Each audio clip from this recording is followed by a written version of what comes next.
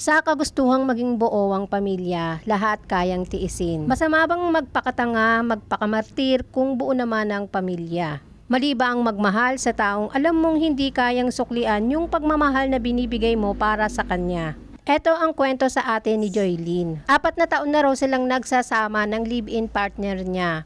At meron silang 2 anak, isang 3 years old at isang 1 year old. Alam naman daw niya na sa una pa lang parang napipilitan lang yung live-in partner niya na pakisamahan siya.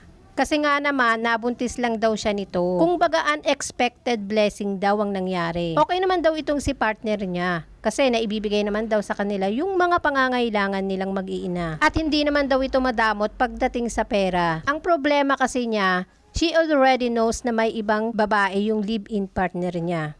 Since last year pa daw. Masakit man daw na malaman yung katotohanan na may iba itong si lalaki, nagawa niya pa rin magpakatanga at tinanggap niya sa sarili niya na mayroon ng iba si partner. Dahil expected niya raw talaga ito na mangyayari. Ganun pa man daw, hindi pa rin sila iniiwan nito. Na kahit na may iba na daw, naibibigay pa naman daw yung mga pangangailangan nila. Pero umasa pa din daw siya talaga na baka sakaling hindi mangyari yung kinakatakutan niya. Pero ito na nga, nangyari na nga At nitong February lang, ngayong taon, na-discover niya na nabuntis itong si girl. Isang malaking sapul daw sa pagmumukha niya yung nalaman niya ito. Para daw siyang estatwa na hindi makagalaw sa kinakatayuan niya. Sino ba naman kasi yung matutuwa na kapag nalaman mong yung mahal mo ay nakabuntis na ng iba? At alam nyo ba, ayon kay Joylene, ito pa lang si Joylene ay may kaya pala sa buhay ang parents niya. At nalaman ng ate niya yung sitwasyon niya ngayon. At ang payo daw ng ate niya sa kanya ay hiwalayan na lang itong si partner niya.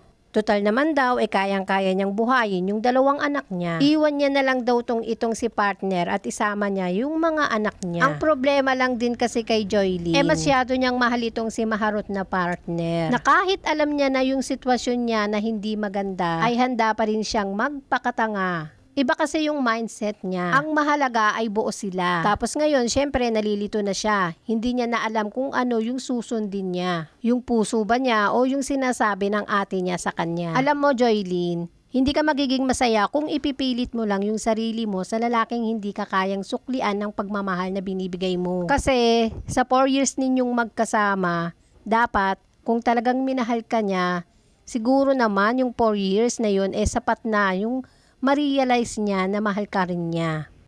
Kaso hindi At sa 4 years na yon naging 2 pa yung anak nyo.